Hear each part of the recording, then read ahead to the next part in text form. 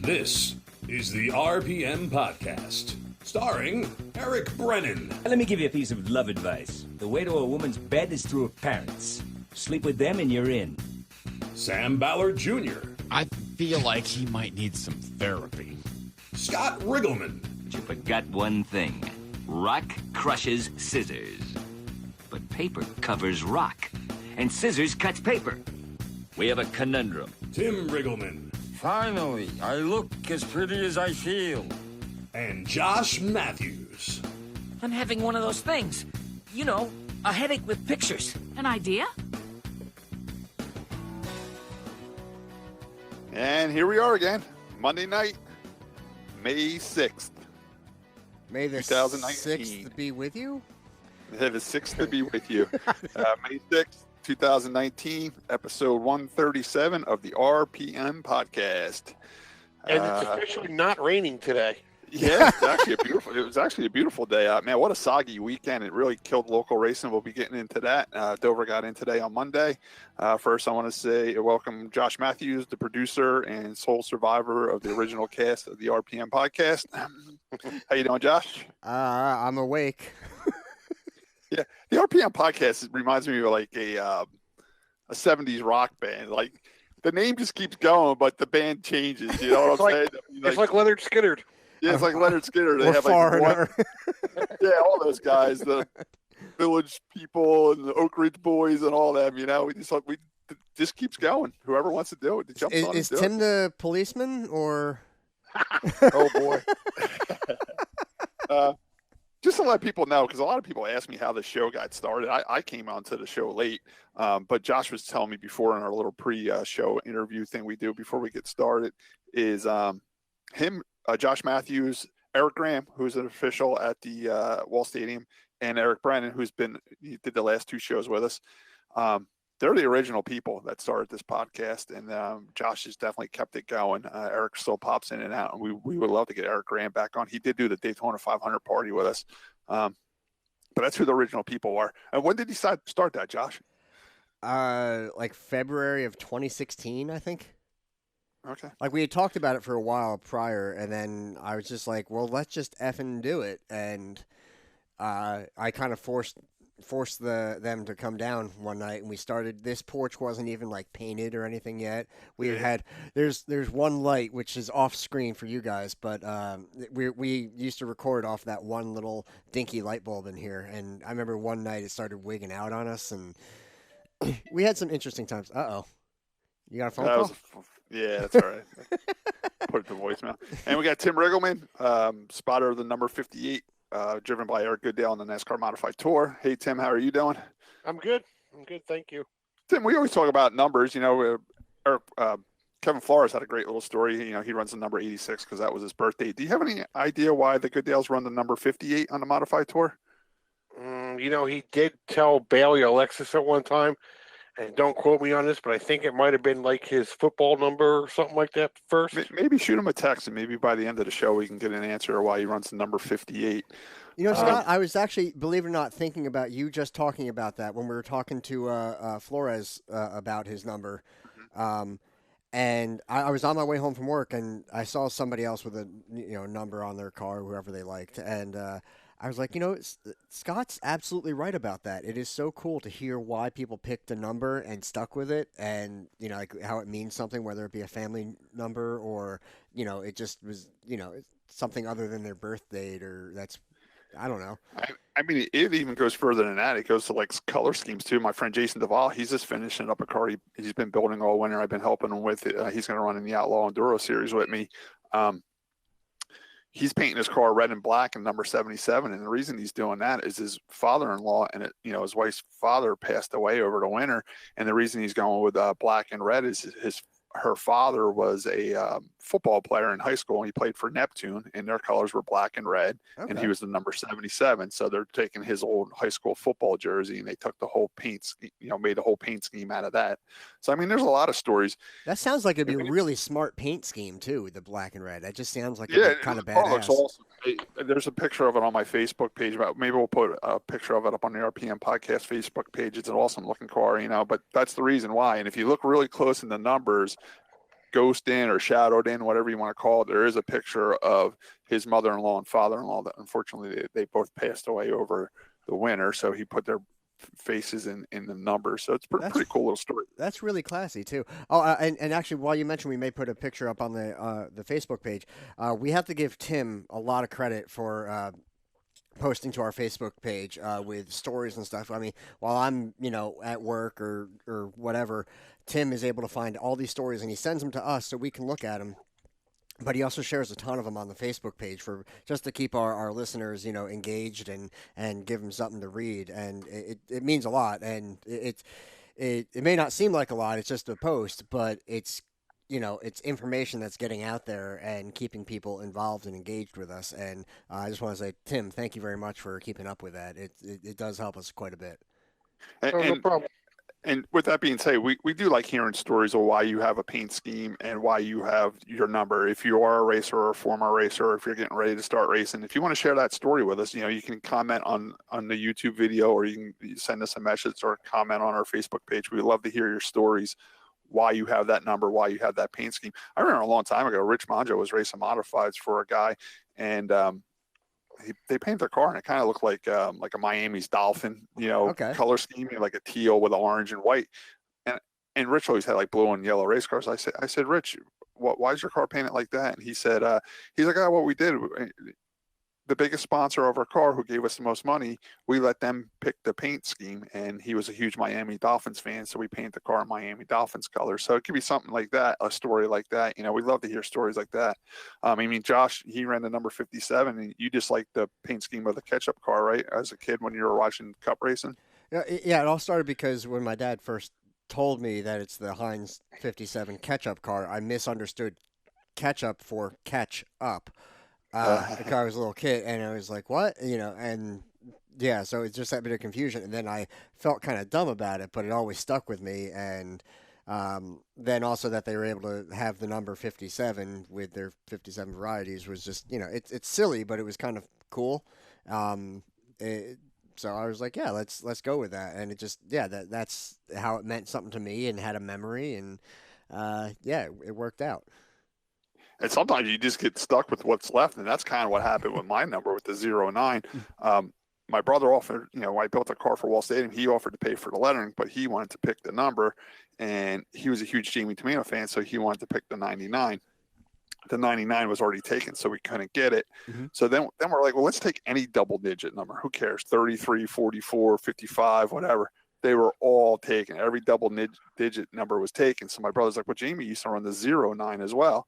So the 09 was opening, and that's the number I've had ever since, So sometimes you get a number by accident too, just like Nancy with her 89 number. It's not her favorite number, but I wanted something similar to my number in case I had to jump in the car. I wanted to be able to make the 8 into a 0, but just by covering it up with some tape and having the 09 out there. And when I first started racing, there was an 09 out there.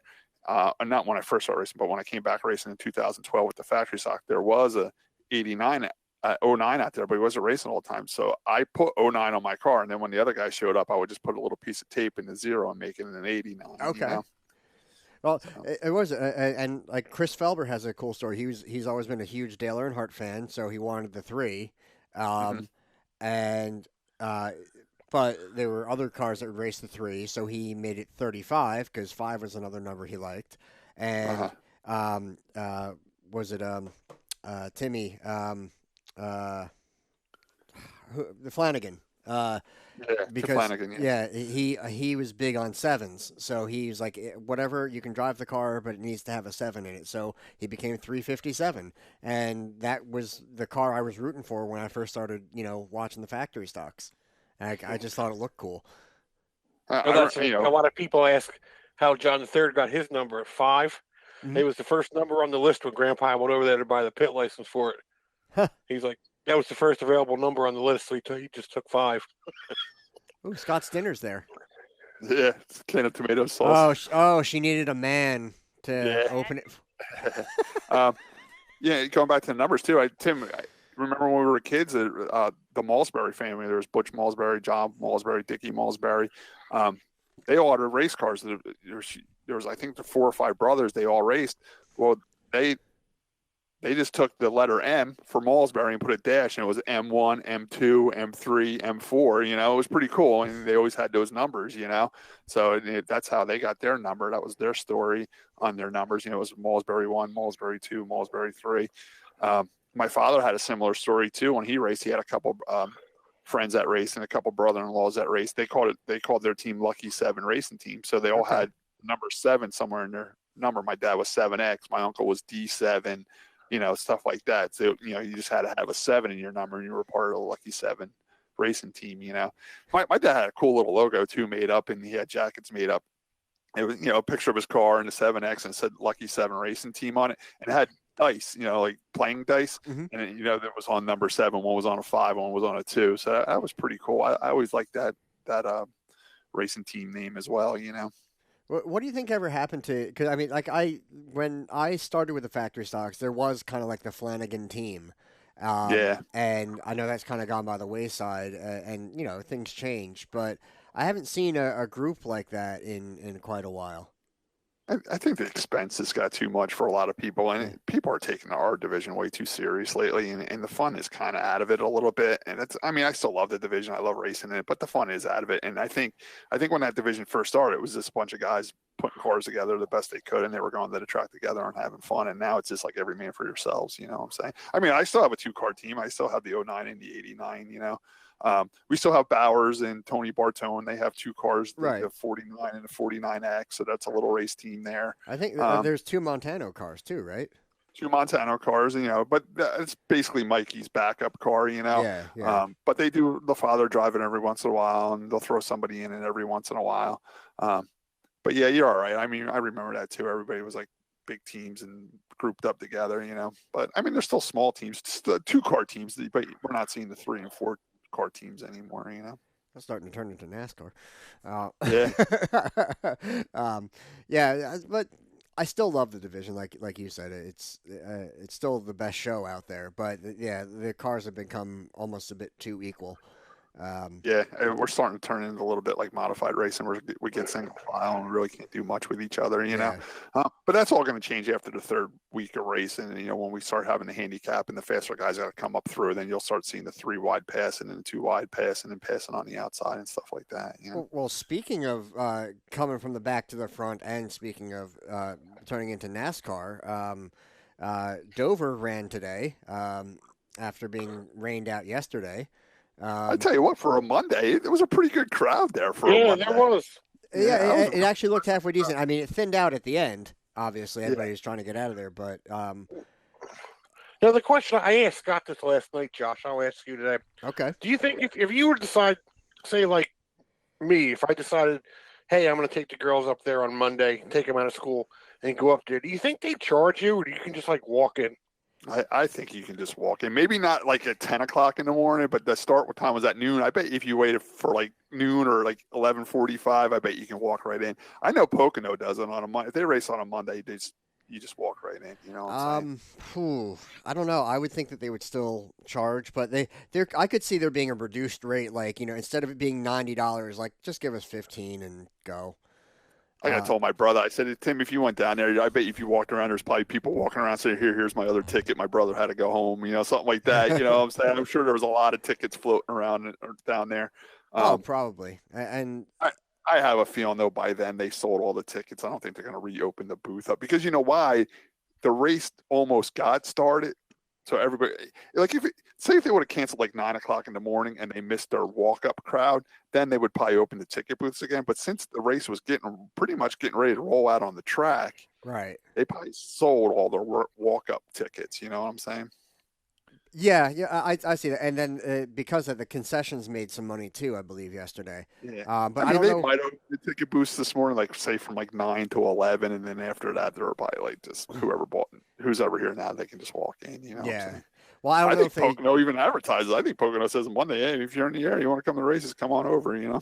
Well, I know that I went in October. And they had like the fan zone and the kid zone and all that stuff. I don't know what they ended up doing with that. I saw Dan Thomas was back there with RC2U. Looked like they were on the front stretch, so they still got to do that because he went home yesterday without doing anything there because of the rain. Right. So I guess he went back and did his thing. At least that's what it looked like. So maybe they just bumped the schedule around or something and still got most of the events in. Especially, it wasn't like they were trying to fight the weather today by any means. Today was beautiful. Yeah. I mean, if I didn't have so many toes lined up today, I would have shot down there and watched the races. I love going on a Monday. Me and Nancy even talked about it yesterday. I said, Nance, you want to get up in the morning and we'll shoot down to the racetrack and watch the race? She's like, I got meetings tomorrow. And then my phone was going crazy too, but starting to book toes for Monday, so I couldn't make it down there. I had to check. I noticed Paul Hartwig and Lisa Hartwig, they went down there. I noticed they were down. I had to check up with my oncologist this morning, and I was thinking about depending on what time I get out of there, maybe after my blood work I could but I'd be going by myself and I'd feel all guilty that I didn't bring my kid with me or something. So, but I'm surprised you didn't go at all. I mean, Dover's usually one of your races you go to. Why didn't you and your dad even go down there this year? Didn't have tickets. When we went in October, through the hospital, through the Martin Truex Jr. Foundation, they gave out some tickets to the hospital, and that's how I went back in October. I even told my brother too. I said, if you thrown up a post on Facebook saying, "Hey, me and a couple friends are going down to Dover tomorrow. Anybody got tickets?" Somebody would have said, "Yeah, I got tickets. I'm not going back. Here you go." You know what I'm saying? Yeah, probably. We've done it before. We've had tickets to go to Lake Pocono, and then something came up and we couldn't go. And we would post Saturday night, "Hey man, we got 4 Pocono tickets. They're in my mailbox. If anybody wants them, come by and grab them." Sure enough, we'd get up in the morning, they'd be gone. Someone took them and went up to the races. You know what I'm saying? Yeah. Look, better than letting them go to waste. You know what I'm saying? Oh, absolutely, 100%. I'd rather see somebody go in for free or next to nothing than have the empty seats. It's better for the sport, and especially if somebody gets to take their kids and they get to experience that. Just I've go. done that before. I've towed cars into like a auto repair place, and I'll see like pinned on their board or on their desk like 4 tickets to Dover, and it's Monday and the race is over. I'm like, what happened with those tickets? Oh, nobody wanted them. I'm like, hey, here's my business card, man. If you ever get tickets again, just let me know. And if I can't go, I'll find somebody. I mean, we've bought tickets to the track with us on Saturday and just found somebody that wanted to go down there and just give them to them. You know what I'm saying? Yeah, absolutely. So now that said, did you get to watch any of the race today? I didn't watch the race today, but I'm a little you were selfish. Listening to it. Yeah, of course. I kind of like when the races get rained out Sunday, because Monday when I'm driving around in the tow truck, I'm listening to the race, and it sounded like a good race. But one thing that was happening that I was afraid was going to happen because of the higher speeds through the corners was right front tires were starting to blow out and stuff like that. Yeah. I know Ricky Stenhouse had one blowout early in the race and a wreck, which is bad for him because he's getting a bad rap as a crasher, and he crashed out early. I know it was nothing he could do about it. He got a right front flat and crashed, but they're still going to blame him. Kyle Larson was starting to get that reputation after hitting the wall over and over again. He actually didn't hit anything this week. Yeah, he actually had a good run. I think he finished 3rd, so he got out of his slump a little bit, Yeah. Now the top 2 cars actually started in the rear, Truex and Bowman, and to end up 1-2 was, that showed that the passing could be done. The one thing I did want to highlight was Kyle Busch got 10th, which that's a top 10. I wouldn't be complaining about that. It's a long race and all that, but he was saying that the package, this aero package or whatever, is junk or whatever he said this time. And he seemed really unhappy with it. But there was one meme I saw that was great, that Truex, like, hey, we had the same package. We're for the same team. I got the win. What was wrong with you? Yeah. They on the satellite radio, they interviewed Joe Gibbs right there on the spot, and they're like, hey, man, Kyle's over there saying that this aero package sucked and it was a horrible race. And Joe Gibbs in a whole back, he's like, let me tell you something. If Kyle would have won, he would have been fine with it. He didn't. He said it just like that too. He's like, oh, Kyle's saying that because he didn't win. And I was like, wow, that's the owner saying that. So it's pretty much telling Kyle to shut his mouth. You know what I'm saying? But yeah, I mean, Kyle has the right to voice his opinion. I mean, everybody loved it back in the day when Dale Earnhardt would voice his opinion, and he could be right. He might need a little improvement, but I tell you what, man, I was watching some video clips on Facebook before we logged on. Man, those cars were flying around that racetrack. Like I was watching people, put live videos up from their phone. You see John Bauer's video there? Yeah, like you couldn't even see the cars going by. They were going so fast. it was a blur. Yeah, I know. They were whipping around there, man. And that's Dover's fast anyway. I mean, Dover was always fast. Now it's even faster. I mean, I heard on an interview somewhere, I think it was Kevin Harvick or somebody said that they were going 17 miles an hour faster through the center of the corner than they were last year. Well, Truex certainly was. He almost ran over a couple of cars mid corner. He had such closing speed, or his car was that much better in the center of the turn. Do you know if he's cleared tech yet? Is it official? I don't know. I was a little nervous because I think he failed like 3 times in the course of the weekend, and that's why he had to start in the back. So now I'm a little worried about the post race tech with him. You know. Oh, well, he did those donuts. He flat blew out his left rear doing the donuts. So maybe he did that Jimmy Johnson trick and backed it into the wall or something. I mean, Martin's off to a great start with this Joe Gibbs team. I mean, everybody knows that. Nancy's screaming that they're all cleared tech. So I'm just looking at their official results. That it is Truex, Bowman, and Larson, Harvick, and Elliott. Okay, good. So they all cleared tech, and yeah. What? Yes or no, Nancy? I heard a big no. I think she's looking at last year's race like everybody else is. Yeah. So that's something else we wanted to talk about. Well, I will say, from what I saw of the race today, and I watched a good portion of it, I mean, it still looked like Dover. I mean, it didn't seem like, they were faster, but it didn't seem like it was particularly better or worse racing product than Dover normally is. The a couple exciting things were that Truex and Bowman came from the rear. And you know what? And Bowman's another one that needed a good run, so it was good to see him have a good run. That's 2 weeks in a row, right? He finished good at Talladega as well. Second there as well, so it's 2 runner-up finishes. But Truex made that last lap pass on Bowman, or was it Elliott, to get the stage 2 win. Which so that was fairly exciting because there's last couple laps there he was on them and he made it work. So that was fairly exciting. That was some of the better racing I've seen. I'm not going to say that it was the best racing I've seen at Dover, but better than October. So all right, let's roll with it. Let's see what it does. Other than that, it was Dover.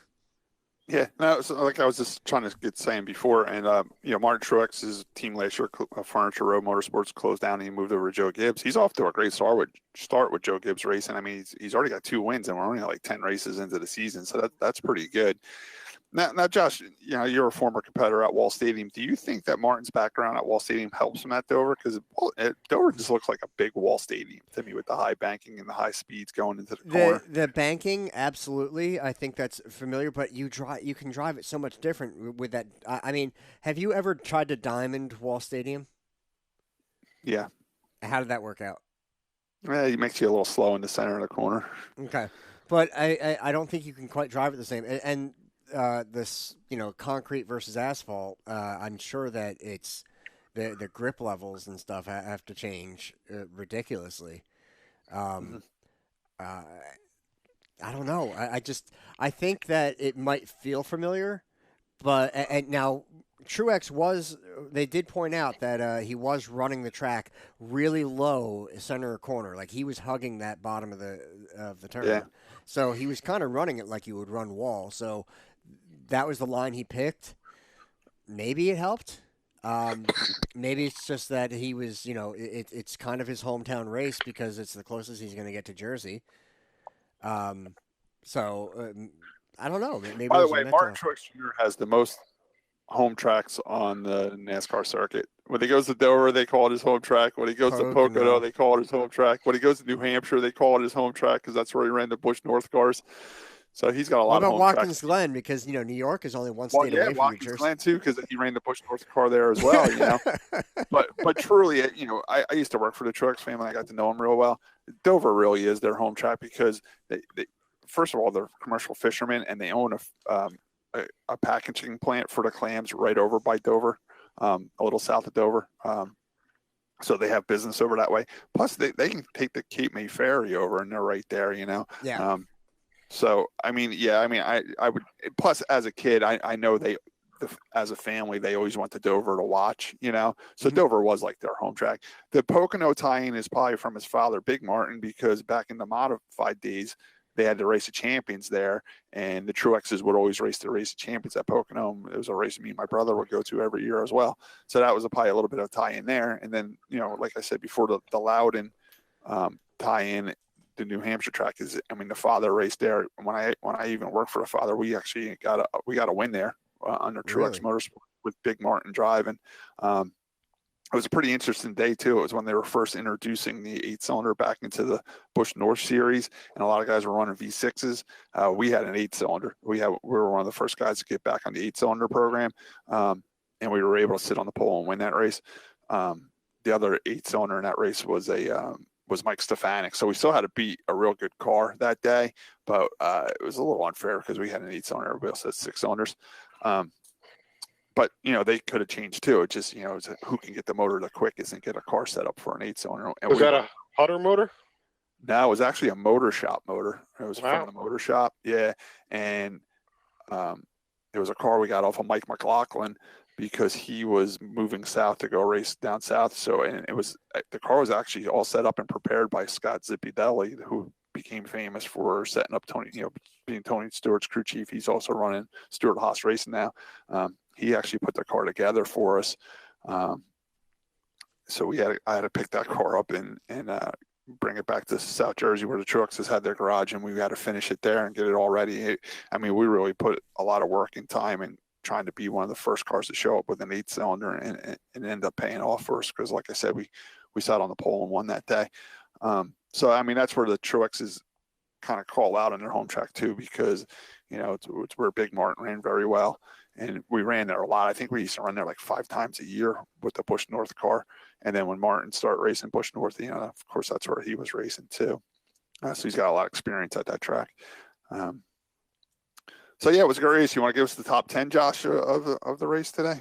Sure. Well, obviously, Truex Jr. Took the win. So it was second win of the year, which is just going to help him moving on into the playoffs, whatever the hell you want to call it.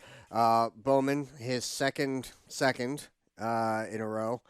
Kyle Larson managed to not hit anything. Kevin Harvick, not a bad day. He was running up front most of the day. It was a pretty good race.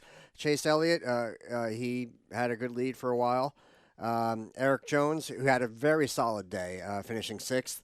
Joey Logano in 7th. William Byron 8th. Clint Boyer 9th. Good showing for him. Kyle Busch in 10th.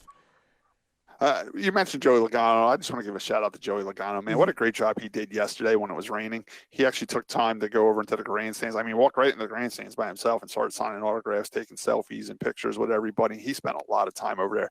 I really would have liked to see more guys do that during a rain delay. I mean, Joey probably in the back of his mind says, well, we ain't going to race today. There is people here. Let's give them something to leave the track happy about. He was over there for a long time.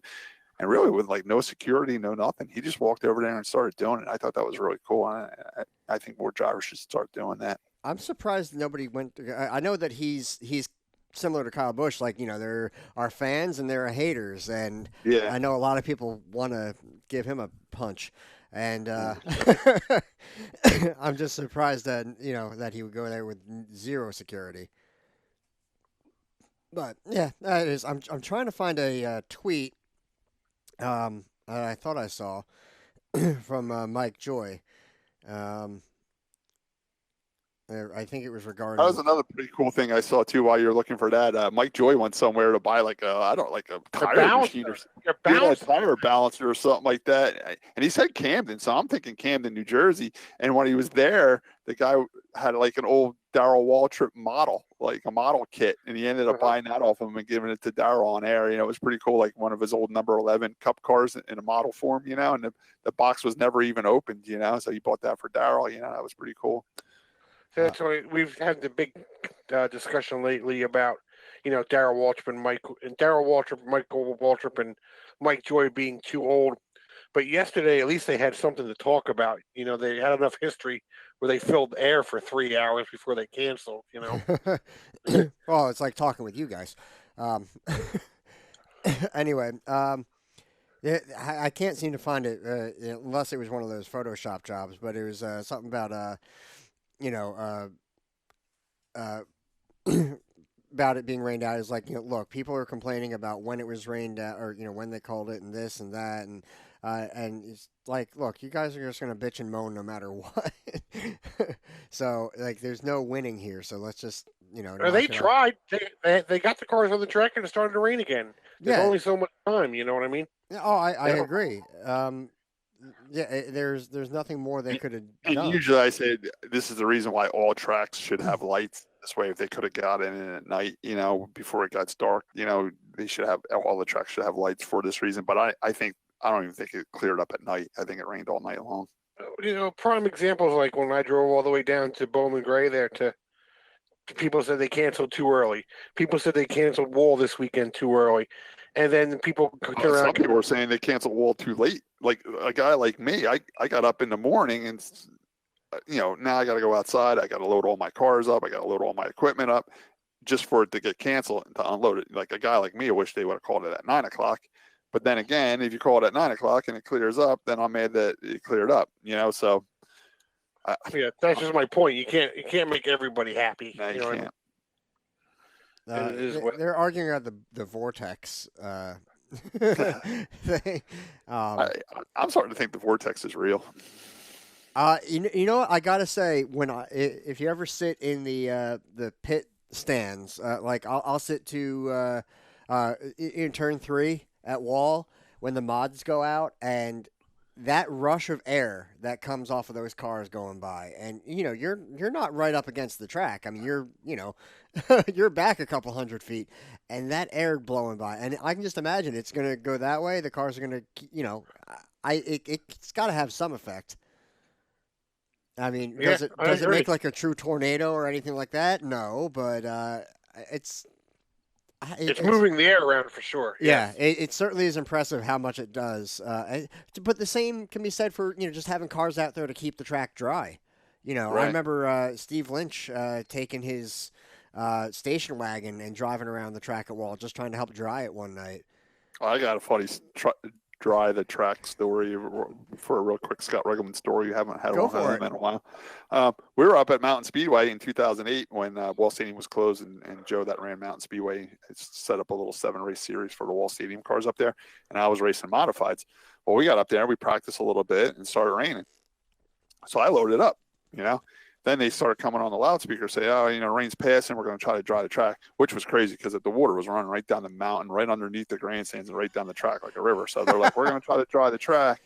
And I already had my stuff all loaded up and I was getting ready to pull out, like it was done, And they said, if you don't go out to help dry the track, you're starting to last in the feature.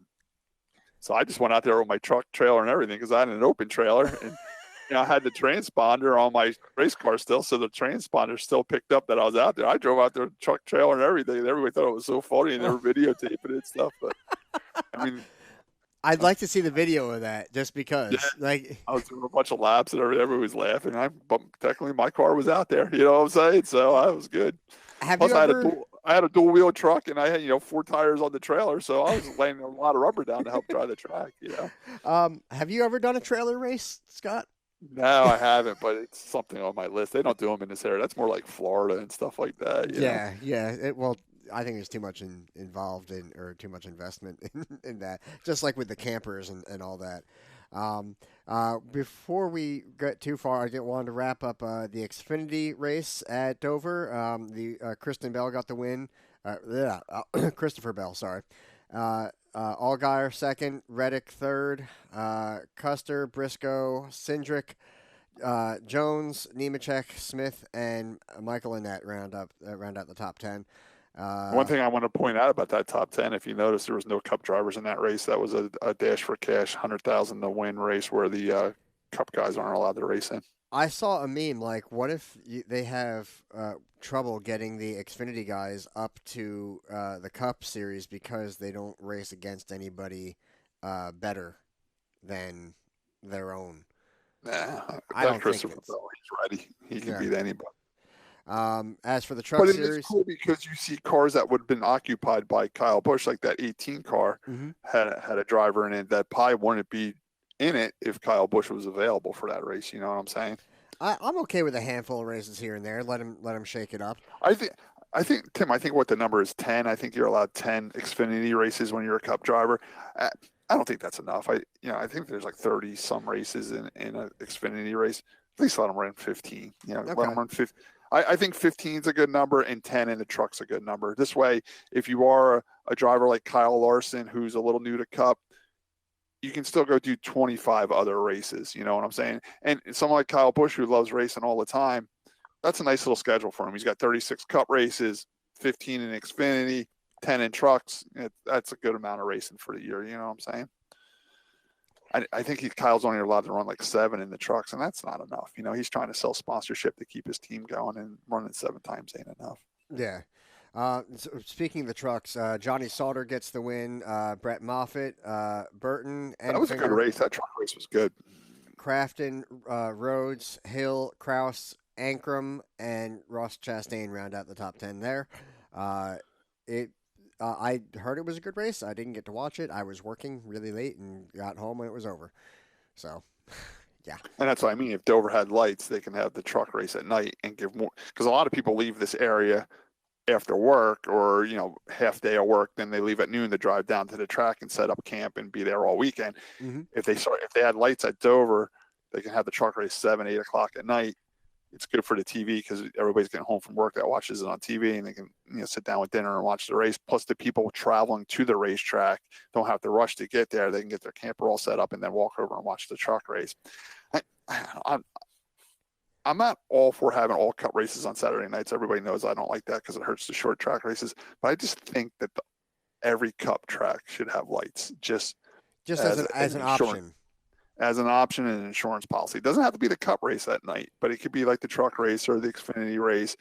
Plus, if you get in a situation where it's raining up until 3 o'clock, now you don't have to worry about darkness. You can get the track dry, turn the lights on, and race through the night. You know what I'm saying?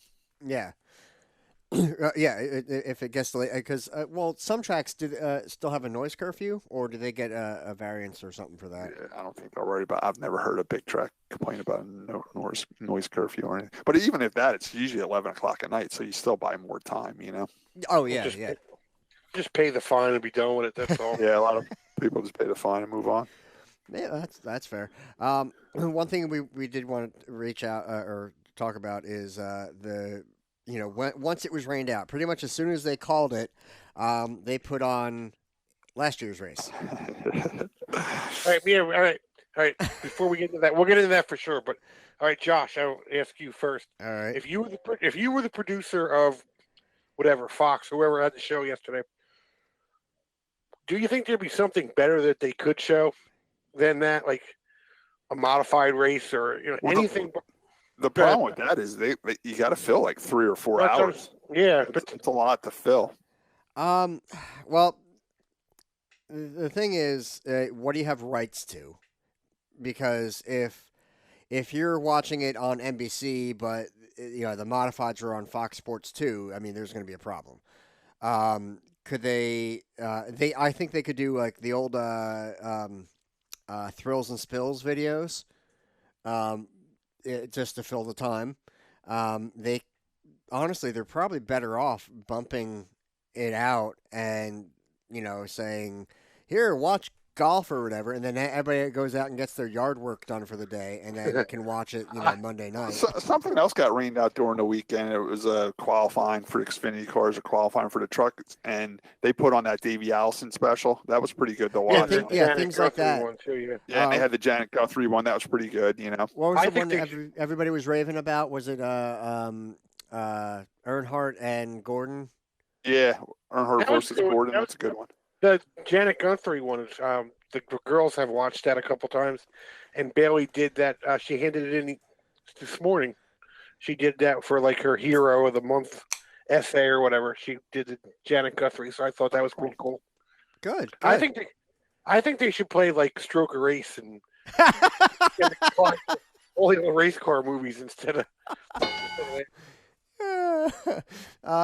All right, so going back to the people that were stupid enough to think that yesterday's race was live. Come on, Casey Kane was doing so good.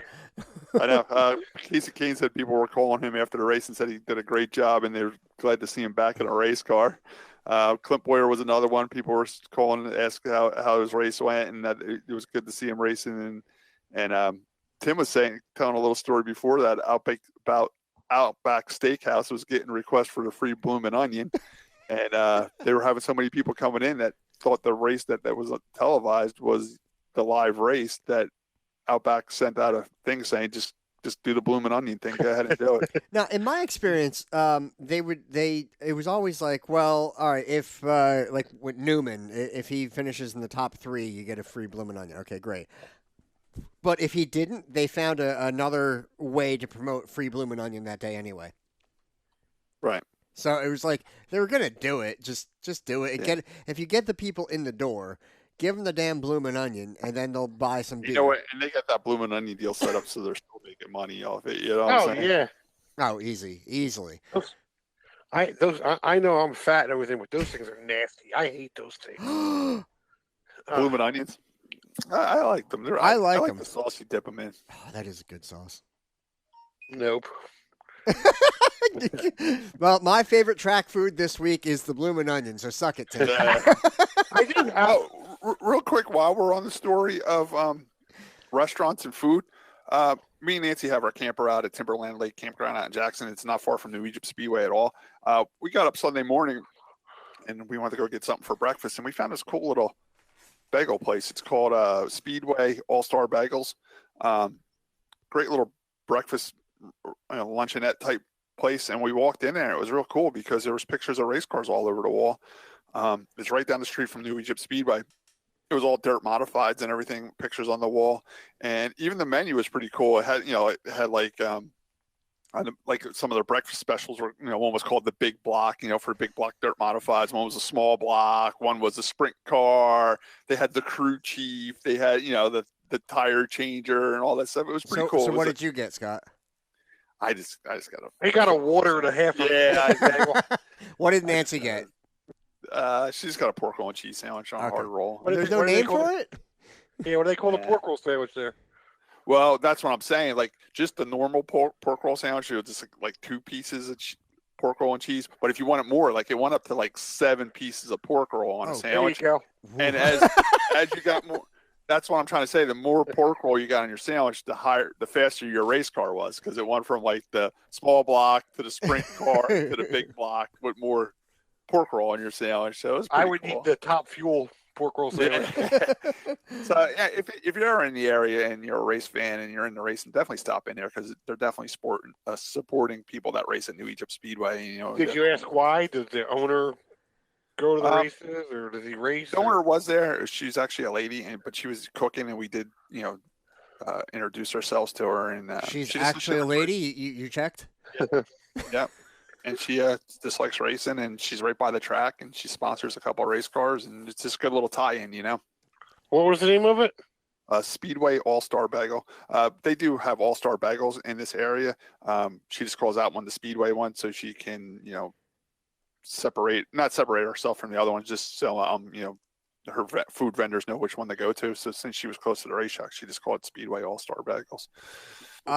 Speaking, while we're on food and racing, the Forked River Diner, not too far up from me, they have a bunch of old collectible die-cast trucks and classic cars and things like that, with the big tail fins and all that. But there is a picture of a dirt late model up in their little cabinet with all their models and everything there. I tried getting more information about it a while back, but the guy was like, yeah, I don't know. He's just like a guy used to come here all the time, friends with an owner or something like that, and he gave him a card. But yeah, it's just something that, of course, stood right out to me when one of my first times there. Just real quick, Nancy sent me a screenshot of Clint Boyer's a tweet that he put out yesterday. He put Sunday. He put out. He said, "For the love of God, can we please stop playing replays of last year's races on rainouts? My phone is blowing up. For the record, the race is tomorrow. Tune in while you're at work. Chances are your boss is at the races anyway. He'll never know." I like Clint Boyer. He's a lot of fun. Yeah, Twitter was going kind of crazy with that because that was where I saw the Casey Kane thing as well. Um, there was an article on ARCA I saw, and I could not find it again. I don't know where. Yeah, I mean, ARCA did race. They raced down in Nashville. They also went into rain delay. I think they had a race the next day. The big topic down there was Joe Gibbs's grandson got tangled up with a lap car, and he ended up spinning the lap car and going by. But the problem with that was the lap car actually wrecked second and third. Oh. So second and third weren't happy with Gibbs for not being patient and passing the lap car. Instead, he wrecked the lap car and took them out as well. And the one guy was Michael Self, who was actually leading the points in ARCA. Joe Gibbs' grandson wasn't very apologetic after he said that he tried to pass the lap car low, and the lap car went low, so he jumped to the outside. And when he jumped to the outside, the lap car went high, so he went back to the inside, and the guy came back down, and the Gibbs kid spun him. And he wasn't very apologetic about it either. And so it was kind of like a bad scene there. Okay. So, but I mean, yeah, it's like you can kind of sympathize with it a little bit because, like, look, I tried going this. You're a lap car. I'm trying to go and you're screwing me every which way. So you finally just get fed up with it, but then it. But what the other guys were saying, it was early in the race. It was definitely a slower, older type ARCA car, and that the Gibbs kid was so much faster. He could have just easily waited and just blew right by him in the next turn because they were kind of spread out anyway. He didn't have to force the issue. You know what I'm saying? But yeah, I understand what you're saying. There's times I try to lap cars and, you zig when you should have zagged. And sometimes sometimes I have them set up where I'm coming off the corner and I'm going to go underneath them because they're running up high and they don't realize I'm behind them. Then we get to the flagger stand. The flagger's like going crazy for him to move down. Meanwhile, I'm already on the inside of him. You know what I'm saying? So it's like, no, leave him where he's at. He's fine. I'll pass him. You know what I'm saying? Yeah. So, yeah. That almost happened in the Cup race today. What, did you see that part, Josh? It was the kid, the petty car. Bubba Wallace. Okay. Like it was like 3 laps to go, and the segment was over, and he was like trying to stay ahead of the leader. I think it was Chase Elliott at the time, and he almost got taken out. Yeah, he was lapping everybody. I mean, that's one of the things I noticed listening to the race. Denny Hamlin got lapped real early in the race, which was surprising. Who was? I think he was lapped by like lap 85 or something. He was getting lapped already. That and they were saying how Kurt Busch was probably going to be annoyed that he was getting lapped by was it Chase or yeah, I think it was Chase at the time. You're like, oh yeah, he's probably not happy about that. Like, oh, well, he's having a bad day. It happens. He's not. Of course, he's not happy. I wouldn't be happy, but that's racing. That's what happens. They're all pissy because Monday's the day they're all supposed to be out on Lake Norman. So they're.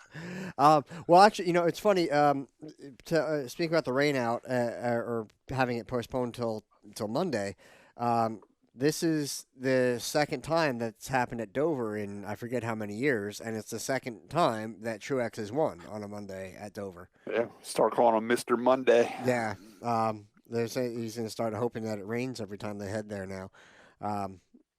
I don't. Do you think the rain actually had anything to do with it? It's not like it might have cleared the track off, but I think they just had they had a rocket ship of a car. Yeah. Which, again, him and Kyle were running the same equipment, so it was whatever they did to set it up that they nailed it and Kyle didn't. Another quick note, though, it seems like Chevy's turned the corner. It seems like Chevy's running better now, especially the Hendrick cars. Yeah, they were in second, right, with Bowman. Yeah. So, and like you said before, Chase Elliott was lapping some big name cars at the beginning of the race. So it seems like Chevy's got their program back on track and it's coming on strong now. After their win at Talladega and having top 3 cars at Talladega, they had a good run again today at Dover. Wow. I'm trying to think what else here. I was going to move along to. Yeah, let's move along. Yeah. Because really that's all I got on Dover. I was happy to see that the crowd was halfway decent considering it was a Monday, and hopefully everybody had a good time. We already talked about the weather was beyond beautiful. Bowman Gray had a little issue I think we shared this article. Was it 20 cars were towed away? Yeah, I read an article came out a couple days after that. Apparently, there is a part that you cannot park in. Okay. And it's guarded off for whatever township vehicles or something like that. And apparently, there were a couple cars that were parked in there. And apparently, the town's blaming the towing company. The towing company, I guess, didn't know what lot they were talking about. Oh. So they took them out. They took them out of the wrong lot, not the lot. Jesus. So wait, so the family's actually now I misread it. I thought the family's parked in the wrong lot, thinking that it was okay. Yeah, apparently there was some of those, but the towing company, I guess, went to the wrong lot, not the lot they were supposed to go to. Scott, does that happen very often? I tell you what, I'm real careful that doesn't happen. I mean, I check VIN numbers and everything. There's a couple times I picked up cars and I started getting nervous, man. Like, I got the right car, so I'll actually get out and check VIN numbers and stuff like that. Yeah, I mean, it does happen in the towing industry, you know. But yeah, I mean, that sounds like a bad deal, you know. Plus towing. I don't get involved in towing illegally parked cars like that because number one, now you're towing cars without the key. You're not putting them into neutral. You're just dragging them up. There's, you know, yeah. Now your customer's mad at, you know, they're not even your customer. They're mad you towed their car. So now they're going to find something wrong with it. Yeah, they're going to find something wrong with it. They're going to blame you for every scratch and ding on that car, or now the transmission's slipping, or my axle's making noises because you just drug it up on the truck. I stay away from situations like that. It's nothing but trouble. Scott, do you have a baseball bat that you carry with you just in case? Yeah, I got a few things in my truck to protect myself. Number one is a crowbar. I got a crowbar right behind in the crate where I keep my chains and stuff. That's my go-to peacemaker if something happens, is the crowbar. Yeah, sometimes I think, but tell you the truth, Josh, I didn't start people want me to get involved in repos and towing away abandoned cars, and I tell you the truth, I didn't get into the business to do that. I got in the business to help people. So I know what tows people don't want you to tow their car. I don't even get involved in it. It's just not worth the aggravation and the hassles, you know. I got apartment complexes that call me around here. Oh, I got a car. The guy hasn't been here in a month. Can you tow it out of here? I'm like, no, I'm not getting involved. It's going to be a headache, you know. Yeah. I don't do repos. I didn't get in the towing business to steal people's cars in the middle of the night, you know. Because number one, like a lot of when you do repo tows, a lot of people don't even care that you're taking the car because technically you should take it. They're not paying for it. Mm-hmm. They're mad about their contents inside the car. All right, now they had their baby seat in the car. Now they can't take their baby somewhere in the morning because they don't have a baby seat. You know, they had their diaper bag in there filled with all the baby stuff. They had their medication in the car. They had their prescription reading glasses in the car. They had their spare cell phone in the car. That's what the people really want out of their cars. And I just don't want to get involved in it. I'm busy enough with the regular tows helping people that are broke down and doing junk cars. I'm just happy doing them. Now, do you carry like the jump packs for the batteries? Yeah, I got a jump pack for jump starts. I got the lockout kit and all that stuff to unlock people's car keys and all that stuff. While we're on the subject of Riggleman Towing, I saw today on social media you found another car to store away. Are you ahead of Lee Allen now with the car? I don't know. I used up 3 or 4 cars this winter, you know, putting bodies on our cars and stripping them and getting rid of them. So I know Lee got a little ahead on me. He picked up a Monte Carlo not too long ago. So I definitely had to go searching. I found a nice old Cutlass. And I think it's pretty much spotless, and I think that's going to be the body on my dirt car for next year. Yeah, I was able to pick up another one, so I think I'm catching back up the lead with the parts car department. Something else I wanted to, we don't have much to talk about locally because, of course, our beloved Wall Stadium got rained out Saturday. I mean, we do have New Egypt to talk about, but right now I want to mention something that I always thought was pretty cool, and one of these days I would like to make it to this. Unfortunately, this year I'm racing at Wall Stadium. There's a place out in Pennsylvania. It's called Circle M Ranch Speedway. It's an old closed racetrack. And for some reason, every year they have a reunion there right at the racetrack where they cleared the racetrack. The racetrack's still there. They got good dirt on the track. And you can bring your dirt cars there or your vintage car or whatever you want there, and they let you drive on the track. And it's pretty cool. It's May 11th of 2019. It's called Circle M Ranch Speedway. It's Route 895 West Lake. It's out in Pennsylvania. It's out in the middle. I looked at it. It's out pretty much like in the middle of Pennsylvania off of Route 80. Say that address again, Scott. You cut out for just a second.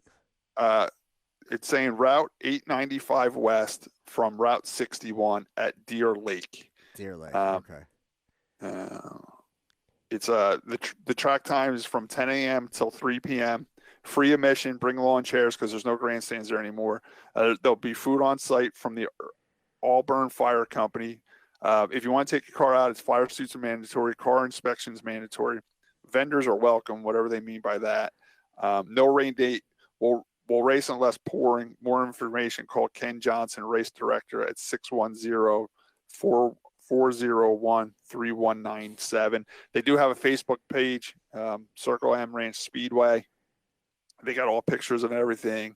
It definitely looks like a good time. You can even watch videos and pictures from years in past. They do it.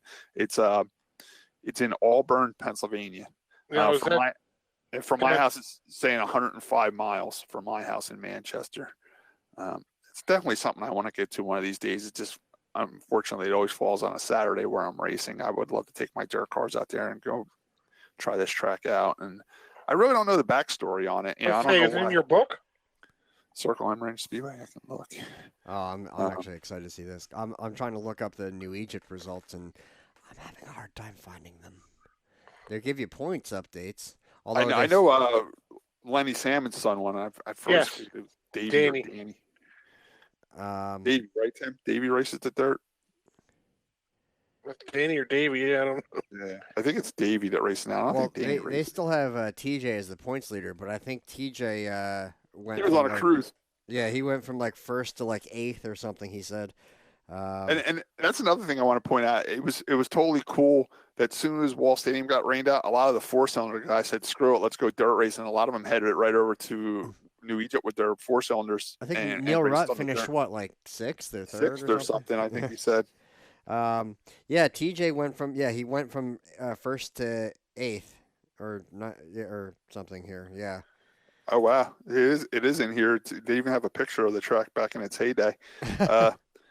Circle M Speedway, Auburn, also known as Auburn Speedway, quarter-mile dirt oval, May 1955 through 1957.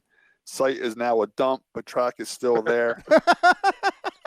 Also known as Mate Speedway, built by Ed Mate's own Circle M Construction.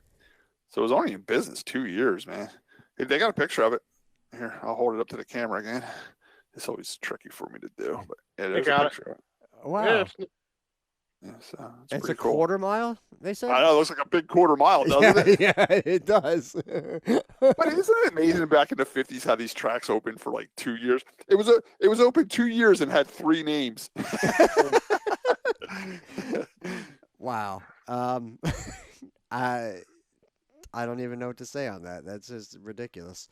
I'm still having no luck with New Egypt here.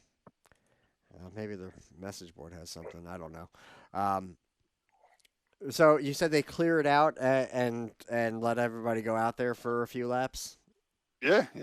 From 11 to 3, that's open track. They let people go out on the track. I mean, if you go, like I said, just go check out their Facebook page, Circle M Ranch Speedway on Facebook, and there's pictures and videos of everything that happened there. And they do it once a year. I mean, it's cool that they just to clear it out and I guess it lets them, I tell you what, I'm watching a video of it right now from last year. They could race at this place tomorrow, man. I mean, the track's like perfect, man. Why don't they? I know. I'll do some research and I'll post some stuff on the page tomorrow after Josh. I'm even looking at it. There is a car that was there last year. Now, this is May 10th, 2014. So they've been doing this a while. I see a car in the background that I race enduros with. So this guy went out there to go out and run the track. It's definitely cool. Check it out. It's just something different. We always talk about speedways, and when Tim wins the Mega Millions, he can buy this place and get it back racing. Tim, any update on Eric Goodale's number 58 number? He actually got right back to me. Make a long story short, their number at Riverhead was 50 when they started tour racing with the older brother, or his other. I don't know if Kevin's older or younger, but Kevin Goodale started racing first. So 50 was taken. Todd Zegedy used to run 50. So they went to 58, and then when Eric started, he took to 58 because they already had owner points with that number. So, and that's going back to my story. Sometimes you just take the next available number close to the number you want, and that's closest without going over. Yeah, and then before you know it, you fall in love with that number, and that's your number forever. I did find the New Egypt results for. All right, let's go for it. Yeah, so for the modifieds, which is the only thing anybody seems to care about. Davey Salmons with the win, Brandon Grosso, Brian Cool, Billy Pouch, Rich Rutsky. Yeah, that was fun. Go Down is 6th. Van Horn, Danny Book, J.R. Fulper, and I need to move this thing out of the way, Pat Wall in 10th. Now, the Delaware Auto Exchange Mass 305 Sprints. That's easy to say. Mark Bittner with the win. Logan Deal, Tim Tanner Jr., Jeff Geiges, I'm probably saying that wrong, Rick Stife, Dave Brown, Jason Dunn, John Hagel, Eddie Wagner, and Scott Frack. Scott, remind me to mention something to you in just a moment that came up on the NASCAR race today they were talking about. So anyway, the crate modifieds, the feature winner, George Garys Jr., Joe Toth in 2nd, Tom Princiota, Ryan Simmons, Dan Fleming, Aaron Weaver, Jeremy Martino, Steve Hicks, Ryan Godown Jr., and Nick Van Wickle. Now the Lions Construction Metal Fab Rookie Sportsman. Anthony Tramontana Jr., Nick Van Wickle, Vinny Troya, Ryan Krasniewski, Jim Van Wickle, Zachy Marola. And then there were 2 cars that did not start. And then the Mike's Performance Center, 4 cylinders. Mike Fox with the win, Joe Gary Sr., Justin Dunn, Joe Gary Jr., Ian Ashford, Neil Rutt III, Dom Antonelli, Chuck McDonald, Penny Horner, and John Sella were the top 10. Now, Scott, they were talking about Delaware during the race today, and Mike Joy mentioned Delaware, Ontario, as where one of the drivers had been known for some racing or a relative. Yeah, there's a track up there. Was it the Cars or Caps series or something? Cascar it's called. Oh, yeah, the Canadian. Yeah, instead of NASCAR, it's with a C for Canadian. Yeah. Cascar. Okay, I thought they were just talking about different one of the other series that you had been interested in running in the past. Nah. Okay. You know what? One of these days, I would like to travel across the border. Say I raced in Canada. I have looked at some enduros up there. There's a place called Peterborough Speedway that has some really cool enduro racing, like real old school enduro racing, like 250 laps enduro racing. But their season's so short up there, because it gets cold. Like they start racing in say June and they're done by October. And I'm racing down here, so I can really never fit nothing in to go up there. But I definitely looked into it, and I definitely like to race in Canada because I've raced from basically Maine to Florida and far west is Kansas. I like to do something out of the country just to say I did it, and I have looked into it. But it's tough getting up there. I heard it's tough to cross the border too with a race car. Like you got to list everything you're bringing across the border, like every can of WD-40 and every. When the modified tour goes there, I've heard some horror stories about some people. It's depending on where you cross and what company man you got taking care of your situation. Yeah. I got 10 tires, don't you know? That's what they want to know because they want to make sure you're not selling. If you're going across, you got 20 tires on your rack. You can't throw your tires away at your old tires over this track. When you come back across, you better have 20 tires again. You know what I'm saying? Yeah, they want to know about taxes and stuff. Like if you're making money when you go over there, if you're taking money from them and stuff like that. So interesting. I did not know that. I thought that the Canadian border was kind of boring and sleepy. That was my understanding. I don't think it's so much getting in. I think it's more getting out. When you leave. Yeah. We don't want those people in America. How was your Cinco de Mayo, guys? I forgot all about it, to tell you the truth. Same here. Other than when I went to get a coffee over at my deli place there. I looked across the street at the restaurant, and the whole parking lot was jam packed. I was like, "What do they got going on?" Oh, right. Yeah. How about you, Tim? I had chili for dinner. I'm glad I wasn't laying next to you.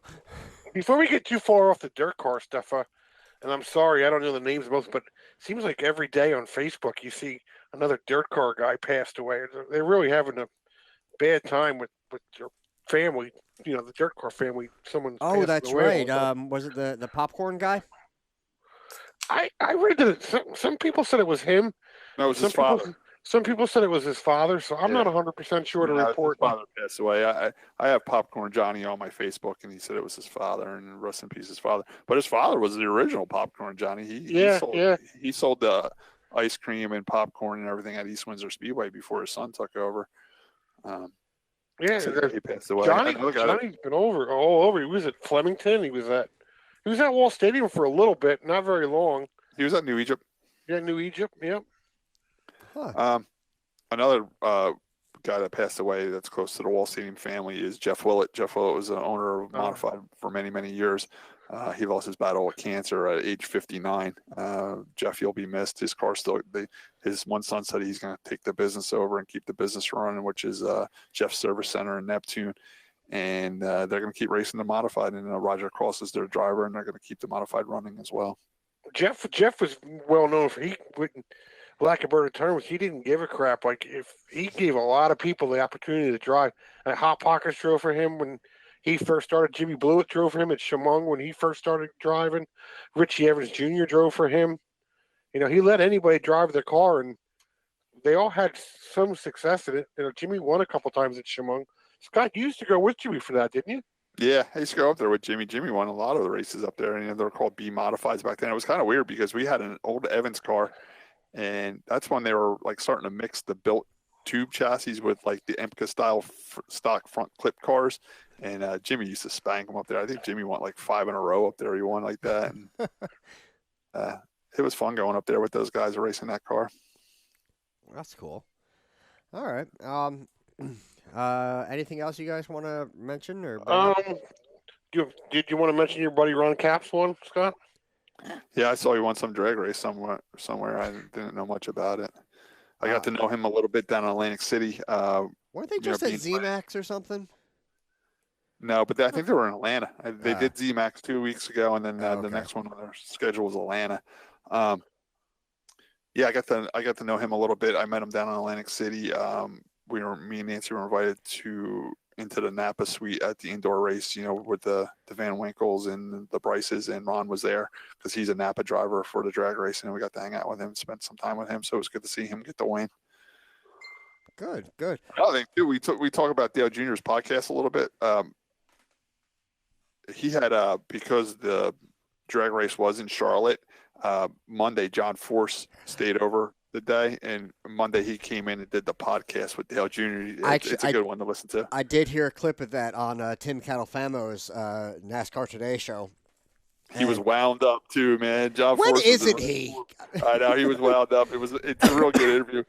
It basically turned into the John Force show, and Dale Jr. didn't say nothing, but it was a good show. I mean, you might want to check that out. The part that I heard was, a drag racer, an IndyCar guy, and a NASCAR guy walk into a bar. What happens or there? And John Force is like, you fight. And there's going to be a fight. Look at those NASCAR guys. That's what they do. Well, he's not happy with the IndyCar guys because his one daughter ran off with the Graham Rahal or one of the Rahals or something like that. And, John was saying, I got so much money invested in my daughter drag racing, and then this IndyCar driver comes and steals her away and takes her over to the IndyCar side. And he was definitely making fun of the IndyCar drivers a lot. He was. He was calling them like wine. That's why she quit racing. He has 3 daughters that race. The one went off with Graham. I think it was Graham Rahal, Bobby Rahal's son, and she's with him now, and she married him, and she's doing the IndyCar circuit with him, starting a family and everything. He was real good at that. Rahal wedding. And he also told his one daughter, if you want to make money in racing, you better go race them NASCARs. That's where the money's at. We just go broke over here with the drag racing. They do, but John Force, I mean, his enterprise, we'll call it, they've been behind some of the, some of the bigger innovations, and I'm not talking about speed, but safety innovations. I remember, like, after Coletto was killed at Englishtown. He talks about that too. Yeah, they're about trying to find a way that if the engine detonated like that, it would automatically set off the parachutes and things like that. Yeah. Now he definitely talks about the safety in drag racing and how he's made changes and how he wants to keep it safe. And he's almost 70 years old, and he said he's going to stop driving soon, but he wants to stay involved with the safety side. And yeah, he talked about everything. He talked about his 120 and still driving that. Yeah, he talks about fighting with the NHRA and how they're never on the same page. And it's a real good interview, And one of the funny stories is he says he's pretty much a liar to make his sponsors happy. Like when he was driving for Ford, he'd tell everybody his first car was a 1955 Ford. And now he's driving for Chevy. So when he tells his story about his first car, he says it's a 1955 Chevy. So he says, he tells little white lies like that to keep his sponsors happy and stuff like that.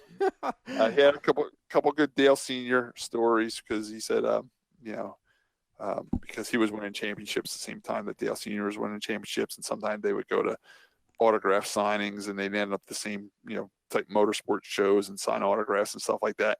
And Dale Sr. will always have a longer line than John Force. And it was embarrassing for John Force because he's there with his sponsors. And meanwhile, Dale Sr.'s got a line around the building. He's got, he pretty much said like 5 retards standing there wanting his autograph, and he said Dale Sr. was real. You can't call them retards anymore. Yeah, I know, but he said it, not me.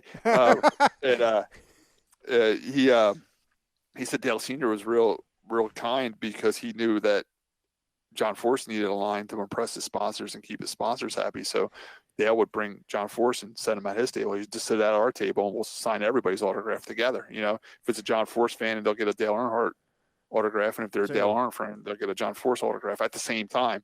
So he said it really helped them, with the sponsorship deal. And then he said it was even nice of Dale Sr. to do that because he was a Ford driver and Dale was a Chevy driver. And he said he had a big sponsor that he was courting, and he took him to a NASCAR race. And the guy said, if you can get me Dale Sr.'s autograph and me and my wife a picture with Dale Sr., we'll sponsor you. So he just went over to Dale Sr. and said, listen, man, I got this guy. He's a millionaire. He's got this big business. He wants to sponsor me. But the only way he'll sponsor me is if he gets his picture with you, with his wife and everything. And Dale Sr.'s like, yeah, bring him over here. Let's do it. And he helped him out a lot, Good.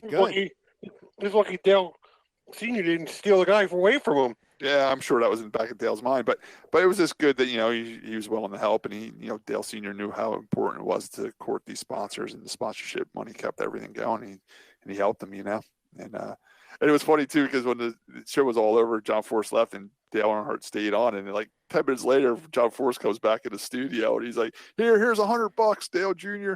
Dale Jr.'s like, "What are you giving me $100 for?" He's like, "Oh, I went over to your gift shop over there," because they do it right at Junior Motorsports. And I got a bunch of collectibles, and there was this cool cooler I wanted. It's like $100, but your lady won't take my money. She said, my money's no good here. Here's my $100 and all this stuff. You gotta listen to it. It's a real good show. It really is. You gotta check it out. That's definitely worth a listen. They're fun. They're two good personalities, and I don't see how you can't be entertained there. So, all right. Well, that's all I got. So I'm going to say we move on to what have we learned today. And did you usually like to what's going on? Supposedly it doesn't rain this weekend at Wall. Oh, yes, good question. I guess it's Mother's Day this weekend, right? Mother's Day. Yep, come get your flower from Gasco. Yeah, so Gasco's usually give out flowers over at first 100 or 200 mothers that walk through the gate get a flower from Gasco's. I want to see if they hand out the lightsabers. Supposedly they had like 500 lightsabers they were going to hand out. I wonder what happens to that stuff. My little ones, the twins, were very upset that they didn't get to go there for, the May the 4th be with you. That's one thing you got to say about Diane. The girls are excited to go there every week because she's doing stuff like that. Mm-hmm. Right. It's just cool. Diane's doing an awesome job, and I guess the daughter has a lot to do with that. Like Emily, her name is, I guess. Yep.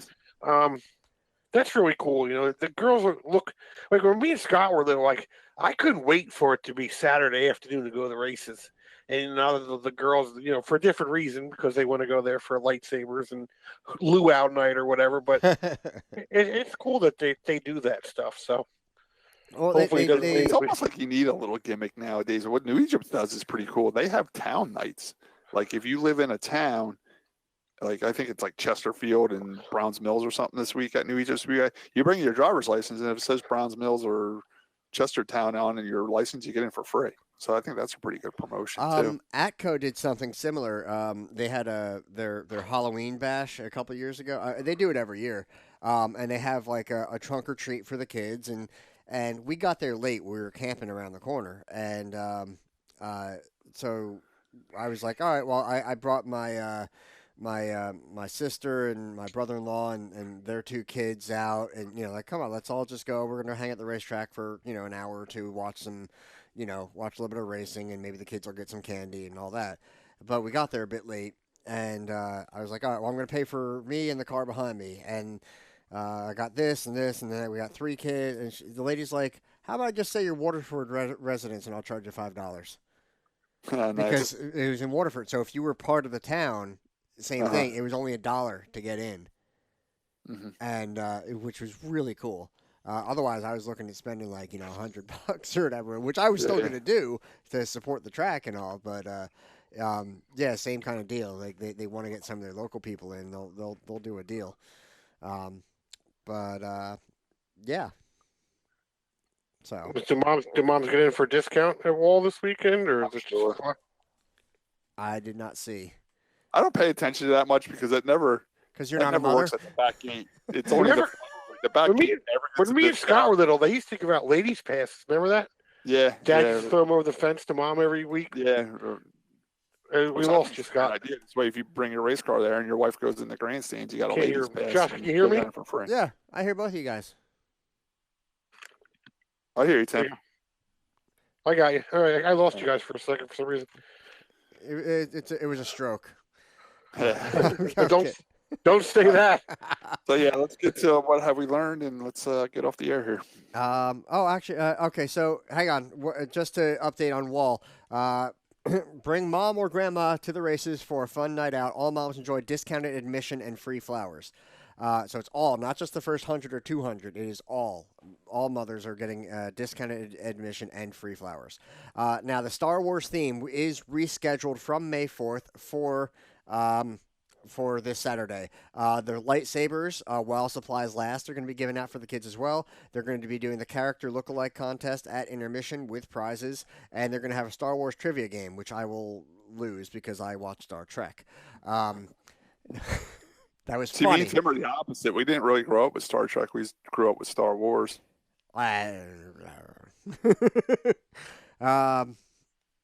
So let's see. Adults $18, moms and grandmas $10. The senior discount is if you're 62 or older, $15. Active military ID $15. Students 7 to 17 years old, $8. 6 and under are free as always. And it's a regular Saturday night program. Let's see. They don't even have what they're. Hang on, more info. Hang on, I gotta wait for it to load now. Because the next thing after that is the. But the reason why I'm asking, with so many rainouts, all these divisions are stacking up where no one's even raced yet. Well, what they're looking for here is they're going to have 4 divisions: late models, modifieds, 4 cylinders, and factories. So it should be a quick night. There's no sportsmen. Can you verify what's going to be there the night of the tour race? A lot of people ask me that. Yeah, modify. It's well, of course the tour mods are going to be there, and I think it's sportsman, 4 cylinders, and factory stocks. Okay, so factory stocks, 4 cylinders, sportsman, and the modifieds. Yes, so Scott was correct. Now, the tour modifieds, not the wall modifieds. Yes, correct. Now I would remove the sportsman and put in, I don't know, legends, late models, anything.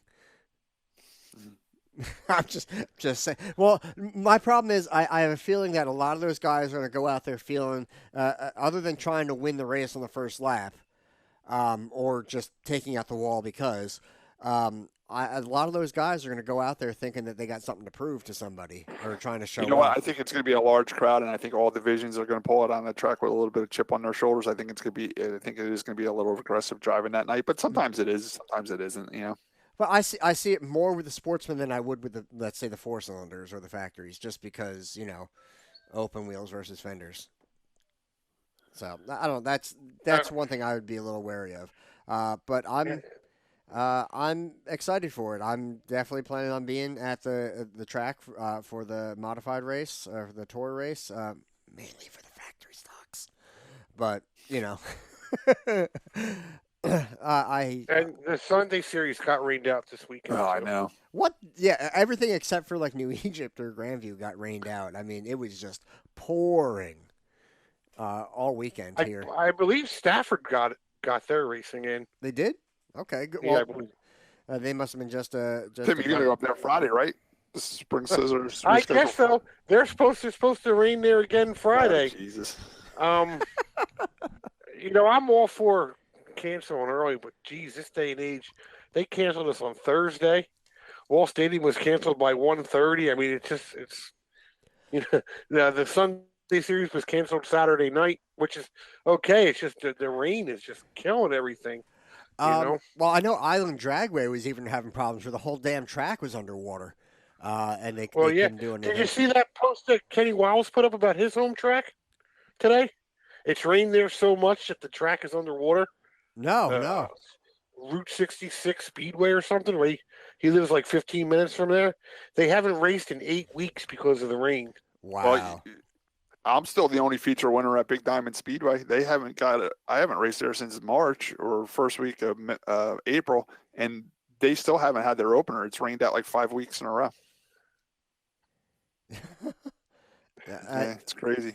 And they, and to top it off, is they have a Sunday rain date. They race Friday nights, and if it rains out Friday night, they race Sunday on Sunday. Mm-hmm. Even the Sunday rain date has rained out. No, I will say I saw a lot of people that were unhappy with Wall calling it when they did, and like, oh, the weather's going to be clear. Like, but they posted very clearly, like, we thought we were going to have it, but it just started raining, and it's already way too soaked for us to get it dry in time to make it work. They explained it. The infield would have big puddles in it and everything. They announced it maybe a little late for some people, but they were like, well, we were good until this shower happened. Sorry. Yeah. And they explained why they couldn't, you know, they weren't going to have it ready in time. And I think they handled it correctly. I mean, you can't control the weather. And so many people were upset, like, oh, they called it, it's going to be beautiful. Like, yeah, unless they have that jet dryer. Done. You know, it could be beautiful and it could clear up, but the damage is already done. The pits were all flooded, and the infield was all flooded. And let's face it, man, people start making other plans. It might have been a money loser for the track because a lot of people ain't coming. You know, all week long it said it was going to rain Saturday, so it gets close to Thursday and Friday. The casual fans making other plans with their family. You know, they're like, all right, well, the races are going to get rained out. Let's go to the movies. Let's go see Grandma in Delaware. You know, Plus, you're fighting Dover. A lot of our staff and racers and fans were in Dover. You know. Yeah, that's true. Even was the new announcer at Wall, Tim Catalfamo. He's been down in Dover. He was busy interviewing Steve Phelps. So yeah, I haven't listened to that yet. Tim actually sent me that video. Tim Catafalmo sent it to me. I haven't had a chance to listen to it yet. I didn't get to listen to the whole thing yet, but he was asking. They were talking about like the new package and you know the racing product, and it's decent. It was posted on our Facebook page, so take a listen if you get a chance. But yeah, so maybe it's for the best. Today's the day the Hindenburg blew up too, by the way. Yeah. And I can spit on that location from my house. Or very much like get his name. He hasn't been on so long. Sam Ballard Jr. can spit on Alan Kowicki shop from his dorm room. I can spit on the Lakehurst Navy base, Air Force base from my house. Oh, that's terrible. Do they do anything over there? Like open it up for the public? You know what? They do. Matter of fact, this weekend or last weekend, it was on a Saturday. Of course, I couldn't go because I'm going away racing. They're actually giving a tour. They're actually giving a tour of the base over there and the hangar where it was stored and where it happened. I've been over there a bunch of times for towing. You know, there's a fire academy on that base, and I tow cars over there for the fire department to practice on. And it's weird. Like you pull in there, it feels like 1950 when you pull in there because of the old barracks and the old hangars and everything like that. And they literally have like a little wooden thing. It's like the size of a like. Yeah, it's like a chain around it, like a yellow chain. Like a weather vane. It's like the size. It looks like a weather vane of a blimp. It just says that's the spot where it happened. That's all that's there. Yeah. I've been there a few times with school things back in the day. And that hangar is huge. The hangar that they used to back in there. Yeah. The ghost hunters were there, doing that. I know, Josh, you're into that kind of stuff. The going into abandoned buildings stuff. Did you know that they have their own weather in that building sometimes? Yes, yeah, I did know that. But if you Google when the ghost hunters was there, it's pretty interesting. It's some of the stuff they, find in there. I'd like to check it out. Last time I was there, they had like a model deck of like an aircraft carrier or something for practicing like flight simulators and weird things. I think they should have indoor races in there. Yeah, honestly, you could run the TQs in there. It'd be bigger than AC or Trenton. You gotta figure out where people are gonna sit. And now you saw that they was it Fanschoice is gonna be have a blackout. Oh yeah. I really wanted to know Josh's opinion on that because you were like all for that at one particular time. Well, I see why they would do it. Because this way you get the best of both worlds. The track isn't getting hurt live attendance wise, and the people that live far away are still able to watch that wouldn't go anyway. There's something to do with Stafford. They have a TV program there for the weekly racing series, like in that area, and it's like on it's I don't want to. It's on one of the major networks like NBC, ABC, or one of them, and they were never allowed to have any. That's why the Fanschoice, when it first came on, there was never one there. They never showed the NASCAR races from there like Thursday night, like their retapes and all that stuff. They have some kind of contract with somebody that they can't do that. So that has to be why they have to black it out. Well, here's the thing. Now, Fanschoice, you're going to be watching that online, not through your cable network otherwise. But your internet is still provided by your cable provider for the most part. So there is a way around that blackout if you want to watch it on your computer. If you get a virtual private network, also known as a VPN. You might as well just drive over to the track and watch the races. You got to go through all that. Yeah, Josh, spend the money. Well, the thing, there are companies out there, and it allows you to. You go out there and buy a $300 modem. No, for $20 for free. It's you don't have to buy a special modem. It's you just sign up for a cheap site. It's cheap. It's really effing cheap, and you can. Anyway, the point is you can get around the blackouts. Tim, Josh definitely would have been one of those guys when we were kids sitting at Wall Stadium when we used to look across the back straightaway and see guys climbing up in the tree to watch the races from the tree. Josh would have been that guy.